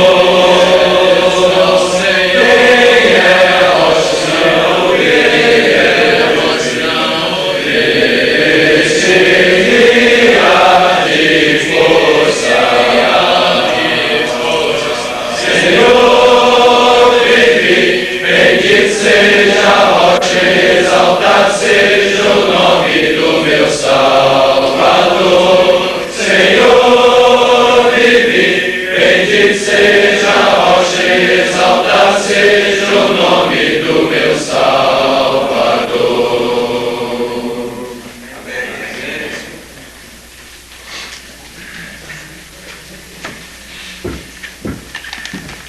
Boa noite a todos. Nós acabamos de ouvir nosso irmão Alex Soares, ele que é evangelista já há 8 anos em Campinas, sendo convertido já há 14 anos. Com 27 anos de idade é realmente uma jovem. Estava ouvindo as palavras dessa palestra e pensando numa coisa muito interessante, que muitos de vocês não estão nem prestando atenção, mas está ocorrendo um diálogo interessante entre essas duas pessoas que estão aqui na frente. Eu fiquei pensando comigo, meu Deus, que coisa fantástica que é realmente o Senhor e tudo aquilo que o Senhor criou, porque tantas pessoas com ouvidos para ouvir não têm desejo de ouvir a palavra de Deus, e pessoas que não têm esse privilégio buscando firmemente esse objetivo de conhecer essa palavra, não pode ouvir, pode entender. Tanta dificuldade nós temos para expressar essas palavras com as nossas bocas, tem gente que não tem a menor dificuldade em fazê-lo com as mãos. É mais uma maneira de Deus ser glorificado em tudo aquilo que nós fazemos, tanto nessas coisas que podem nos mostrar que o homem realmente é inexcusável se ele não quiser ouvir nem entender a palavra de Deus. E nós que somos privilegiados, com certeza, porque Deus nos proporcionou corpos perfeitamente sãos, nós temos que fazer a nossa parte. Estou errado. Se eu estiver certo, por favor, tire o chapéu na hora de louvar ao Senhor. Nós não vamos dirigir cânticos ao Senhor chapéu na cabeça. Nós não vamos orar e o outro com chapéu na cabeça. Que Deus abençoe os irmãos. Não sabeis vós que os que correm no estádio, todos na verdade correm, mas um só leva o prêmio. Correi de tal maneira que o alcanceis. Todo atleta em tudo se domina. Aqueles para alcançaram a coroa corruptível, nós, porém, a incorruptível. Assim corro também eu. Não sem mérito. Assim corro, não como desferindo golpes no ar, mas esmurro o meu corpo e o reduzo à escravidão, para que, tendo pregado a outros, não venha eu mesmo a ser desqualificado. Quando o nosso irmão Gentil falou sobre quantos não estão aqui, eu pude lembrar, por ter passado muitas horas nesse acampamento, na minha recente juventude, né? Quantos amigos eu gostaria que estivessem aqui comigo hoje? Quantos companheiros? Aperfeiçoamento. Mas Deus não é muito sério, não. Vocês não se preocupem. Deus é um cara que não é muito sério. Você lembra de Moisés? O que ele fez? Durante algum tempo dirigiu algumas pessoas no deserto, enfrentou um faraózinho lá, que era um cara não muito nervoso, não, nem muito poderoso. E quando ele estava para conseguir entrar na Terra Prometida, ele cometeu um errinho, mas sabe que Deus deixou passar. Você lembra? Deus permitiu que ele entrasse na terra e tudo bem, estava tudo em ordem. Deus deu um jeitinho para ele. Você lembra disso? Mas Deus é muito compreensivo. Ele nos mostra no Velho Testamento que ele não é muito exigente. Ele nos mostra no Velho Testamento que a nossa luta é uma coisa muito simples, muito fácil. Que o importante realmente é ser um empresário, é ser um médico, é ser alguém aqui na terra, mas ser cristão é uma coisa que dá para levar com a barriga, quem tem barriga. Hebreus capítulo 5, versos 1.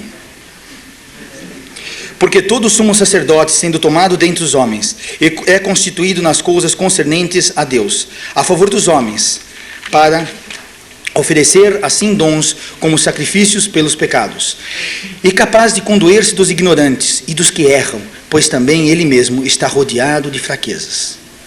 E por essa razão deve oferecer sacrifício pelos pecados, assim do povo como de si mesmo. Ninguém, pois, toma essa honra para si mesmo, senão quando chamado por Deus, como aconteceu com Arão. Assim também Cristo a si mesmo não se glorificou para se tornar sumo sacerdote, mas aquele que lhe disse: tu és meu filho, eu hoje te gerei. Tu és meu filho, eu hoje te gerei. Como em outro lugar também diz: tu és sacerdote para sempre, segundo a ordem de Melquisedeque. Ele, Jesus, nos dias da sua carne, tendo oferecido com forte clamor e lágrimas, orações e súplicas, a quem o podia livrar da morte, e tendo sido ouvido por causa da sua piedade. Embora sendo filho, aprendeu a obediência pelas coisas que sofreu, e tendo sido aperfeiçoado, tornou-se o autor da salvação eterna, para todos os que lhe obedecem, tendo sido nomeado por Deus, sumo sacerdote, segundo a ordem de Melquisedeque. Não deve ser alguma coisa muito séria. Os que são pais aqui sabem disso. Sabe que você ter um filho é uma coisa. É gostoso quando você teoriza sobre o filho dos outros, não é verdade? Oh, esse moleque devia apanhar, esse moleque devia ficar de castigo, não é isso? Ou no banco da igreja ele devia ficar quieto, está fazendo muito barulho, né? Mas quando é o nosso, parece que a gente consegue passar por cima, porque a gente gosta muito dos nossos filhos. Eu imagino Deus quando teve que mandar o seu próprio filho por nós. Sabe que a coisa tinha que ser melhorada, tinha que ser aperfeiçoada, o modelo tinha que ser perfeito. O nosso modelo só podia ser perfeito, porque Satanás é muito poderoso, ele é muito forte, ele é muito astuto. Tinha que ser alguém perfeito. O sistema tinha que ser aperfeiçoado completamente. Veio o Filho de Deus, um novo sacerdote. Você, ao ler versículo 2, não dá vontade de dar um pouco de risada? E capaz de condoer-se dos ignorantes e dos que erram, pois também ele mesmo está rodeado de fraquezas. Você viu na história do Velho Testamento algum sumo sacerdote com essas características? Homens arrogantes, homens que julgavam os outros, que colocavam peso nas costas dos outros, como Jesus disse. Homens que colocavam sobre os outros mais peso do que eles mesmos podiam carregar. Mas Jesus não.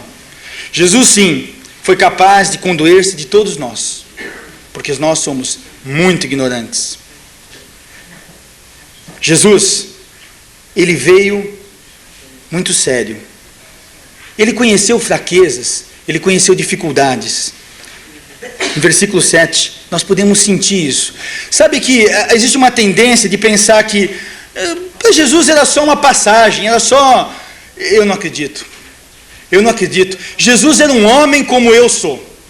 Morreu mais ou menos com a minha idade. Isso é muito importante para mim. Porque eu admiro Jesus. Eu amo Jesus no fundo do meu coração. Jesus para mim é especial, é inspirador. Satanás é um covarde, é um fraco. Ele não tem a coragem que Jesus teve. Ninguém teve a coragem que Jesus teve de não errar, de viver uma vida sem pecado, de viver uma vida em sintonia perfeita com Deus. Satanás tinha essa possibilidade de viver uma vida em sintonia com Deus. Ele rejeitou isso. Jesus não. Jesus tinha a oportunidade e a possibilidade de decidir por si só. Não decidiu. Ele decidiu pela vontade do seu Pai. É isso que eu quero. Eu quero fazer a vontade. Eu quero me aperfeiçoar em Jesus Cristo. Nós queremos nos aperfeiçoar no autor da salvação eterna. No momento mais difícil da vida de Jesus, o que ele fez? Orou. Orou a Deus. Sabe que nós temos nós gostamos de racionalizar algumas coisas. Não, nós oramos e Deus atendeu com um não, atendeu com um sim, né? A gente racionaliza um pouco dessa forma. Deus não concedeu porque é melhor. Não interessa. O interesse é que nós podemos conversar com Deus. A resposta é secundária. Jesus não queria uma resposta, Jesus queria conversar com seu Pai. Ele conseguiu conversar com Deus e isso é que confortou Jesus. A resposta ficou secundária, ficou menos importante do que a possibilidade de conversar com Deus. Nós temos esse aperfeiçoamento em nossas vidas, de poder conversar com Jesus Cristo. Mas a coisa não é muito séria, não. Deus não é muito séria. Sabe que Deus tem muitas saídas, muitas possibilidades para a gente escapar, né? Talvez dá para a gente conversar com Ele. Versículo 11. A este respeito temos muitas coisas que dizer e difíceis de explicar, porquanto vós tendes tornados tardios em ouvir. Pois tendes com efeito, quando deveis ser mestres, atendendo ao tempo decorrido, tendes novamente necessidade de alguém que vos ensine de novo quais são os princípios elementares dos oráculos de Deus. Assim vos tornastes necessitados de leite e não de alimento sólido. Ora, todo aquele que se alimenta de leite é inexperiente na palavra da justiça, porque é criança. Mas o alimento sólido é para os adultos, para aqueles que pela prática têm as suas faculdades exercitadas, para discernir não somente o bem, mas também o mal. É muito importante que nós entendamos demais que acabou aquele período de experiência. Nós temos que fazer de fato alguma coisa. Nós temos que parar de somente querer discernir somente o que é bom. Nós temos que discernir o que é mal e nos afastar do que é mal. Nós gostamos de ficar teorizando sobre o bem e sobre o mal. Jesus sabia o que era mal. Jesus evitava. Jesus não se aproximava do que era mal. Eu admiro isso em Jesus. A força que ele tinha de negar exaltações, de negar coroações de si próprio, de negar louvores a ele mesmo e deixar a Deus, porque era a sua vontade.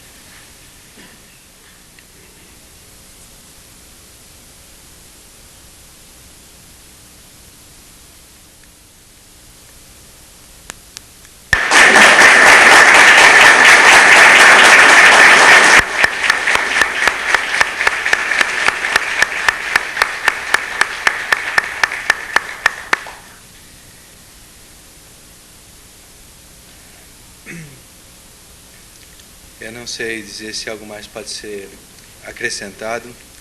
Eu acho que os nossos corações vão falar daqui para frente. Minha vida te entrego, como eu te amo, Jesus, eu te adoro. Minha vida te entrego, como eu te amo. Espírito, eu te adoro. Minha vida te entrego,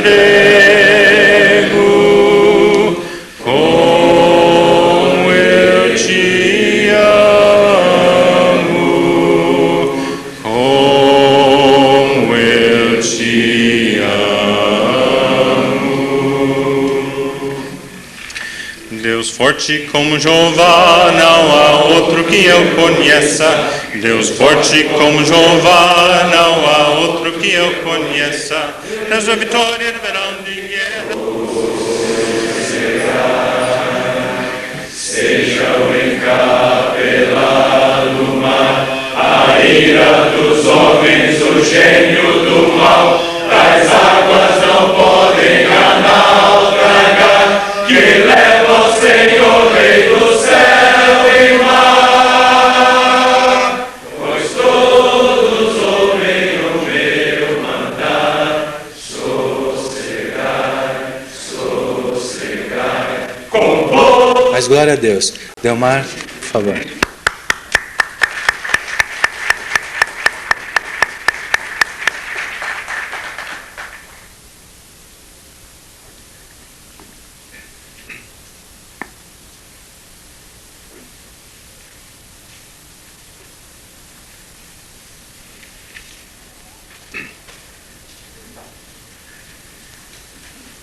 Havendo Deus, outrora, falado muitas vezes e de muitas maneiras aos pais pelos profetas, nos últimos dias, Ele nos falou pelo Filho, Jesus.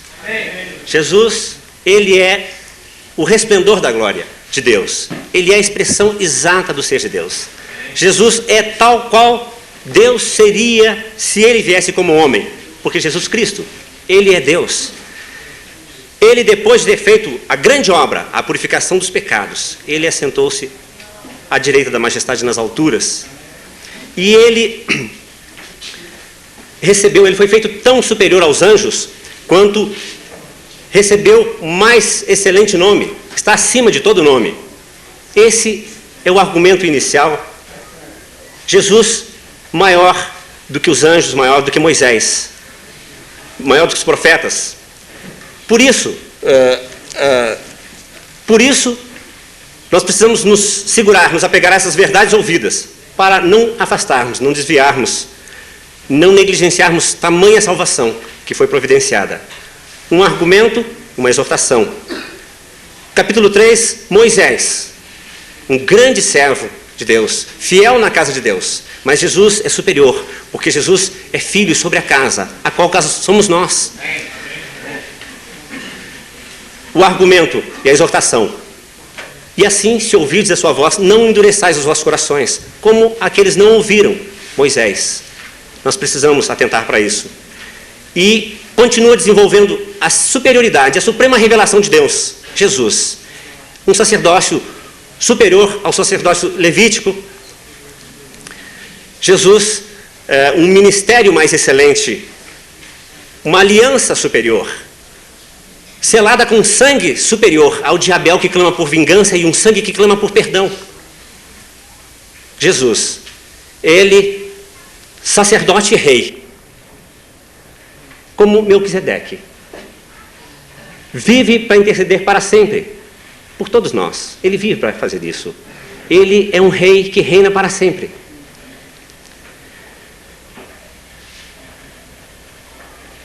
No passado eram sombras. Tudo era sombra. E tudo foi preparado para que nós pudéssemos chegar na realidade da presença de Deus. E Jesus fez isso. Ele entregou seu corpo. Ele removeu o segundo, estabeleceu o primeiro, conforme estava prometido. E agora, nós, com esse imenso privilégio, tendo, pois, irmãos, intrepidez para entrar no Santo dos Santos, pelo sangue de Jesus, pelo novo e vivo caminho que Ele nos consagrou, pelo véu, pela sua carne. E tendo grandes sacerdotes sobre a casa de Deus,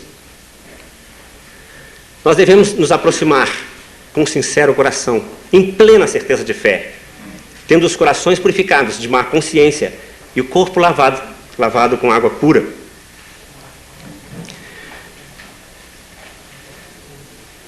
Devemos nos considerar também uns aos outros e jamais nos desviarmos, porque quem fez a promessa é fiel. Não devemos deixar nunca de congregar, como é costume de alguns. Porque se nós vivermos deliberadamente em pecado, depois de termos recebido pleno conhecimento da verdade, já não resta mais sacrifício pelos pecados.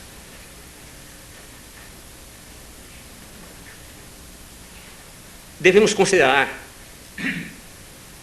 de quanto mais severo o castigo deve ser considerado digno aquele que calcou aos pés o Filho de Deus, que profanou o sangue da aliança com o qual foi santificado e ultrajou o Espírito da graça.